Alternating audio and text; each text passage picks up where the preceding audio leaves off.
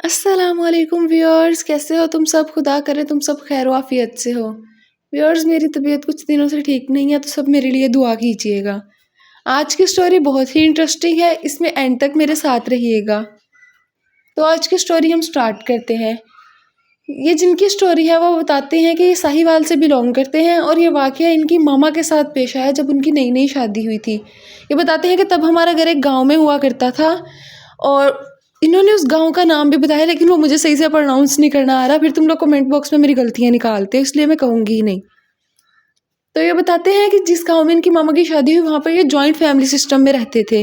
मतलब तब तो इनकी पैदाइश भी नहीं हुई थी, लेकिन उस घर में इनकी ताई माँ, ये और इनकी दादी माँ, ये सब एक साथ रहते थे। हुआ कुछ यूँ कि इनकी ताई माँ जो थी वो रिश्ते में इनकी खाला भी लगती थी। मतलब दो बहनों की शादी एक ही घर में हुई थी। हुआ कुछ यूँ कि जिस दिन वो इनकी जो खाला थी वो यहाँ पर वापस आ रही थी अपने मायके से, तो उस रात उनकी तबीयत रास्ते में आते आते ख़राब हो गई। ये बताते हैं कि तब गाड़ियाँ बहुत ज़्यादा कॉमन नहीं हुआ करती थी।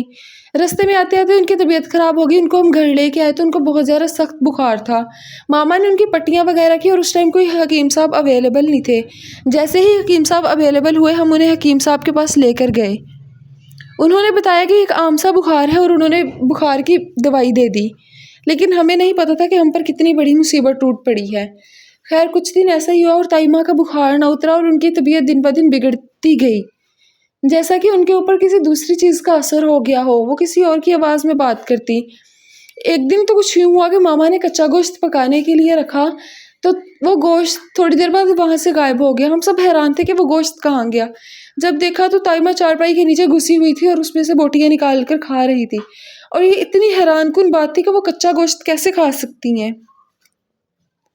फिर उसके बाद कुछ दिनों बाद हमारी जो छोटी चच्ची थी वो हमारे घर आई। मैं बताती चलूँ को, वो छोटी चच्ची जो थी वो हमारे साथ नहीं रहती थी, बल्कि वो चाचू का जहाँ ट्रांसफ़र हुआ था वो उनके साथ वहीं गई हुई थी। जब वो वापस आई तो उन्होंने ये चीज़ें नोटिस की कि ताई माँ बात नहीं करती, बहुत कम बोलती हैं, और जब वो सो भी रही होती है तब भी उनकी आवाज़ में कोई हमें पुकार रहा होता है। हमारे घर में अजीबोगरीब वाक़यात हो रहे थे, जैसे चीज़ें अचानक गायब हो जाया करती थी और नई चीज़ें घर में खुद ही आ जाया करती थी, नए बर्तन, नए कपड़े, और ये चीज़ें बहुत सब अजीब थी। रात में छत से किसी के रोने की आवाज़ें आती और अक्सर ताई माँ रात में छत में चली जाया करती और वहाँ पर जाकर खुद से बातें किया करती। मामा बताती हैं कि एक रात उन्हें ताई माँ के साथ कोई साया भी नज़र आया। ये सब कुछ देखने के बाद मेरी दादी माँ ने ख़त लिखा मेरे तायाबू को कि ये सारे मसाइल घर में पेश आ रहे हैं। 2 दिन बाद तायाबू का जवाब भी आ गया कि वो जल्द ही घर आएंगे। एक रात ये वाक़यात इतने ज़्यादा बढ़ गए कि उस रात ताई माँ ज़ोर ज़ोर से रोने और चिल्लाने लगी। उनके रोने और चिल्लाने के बाद वो बेहोश होकर गिर गई। मामा बताती हैं कि उस रात चच्ची ने, मामा ने और दादों ने वो सारी रात वजीफ़े पढ़ पढ़ के गुजारी। खैर जो ही अगला दिन हुआ, शुक्र है कि तायाबू वापस आ गए। तायाबू के आते सार ही मामा बताती हैं कि इन्हें थोड़ा सा हौसला महसूस हुआ। इन सबको थोड़ा सुकून हुआ कि चलो अब घर में कोई है जो ये सब संभाल सकता है। तायाबू ने पास ही अपने दोस्त से मशवरा किया और कारी साहब को घर ले आए। कारी साहब ने बताया कि उस दिन जब ये जा रही थी तो वहाँ पर ये किसी खुले मैदान में रुके थे। वहाँ पर इन्होंने बहुत तेज़ परफ्यूम लगा रखा था, जिसकी वजह से 2 जिन इन पर आशिक हो गए थे, और वो जो चीज़ें घर में आती थी वो जिन्नात ही इनके लिए तोहफे के तौर पर लाया करते थे, और वो जिन्नात इन्हें किसी भी सूरत में छोड़ने को तैयार नहीं है। खैर उन्होंने हमारे घर की दीवारों पर कुछ पढ़कर फूंका और इसके अलावा हमें एक तावीज़ दिया जो हमने घर की मेन एंट्रेंस में लटकाना था, ताकि वो जिन्नात अब घर में दाखिल ना हो।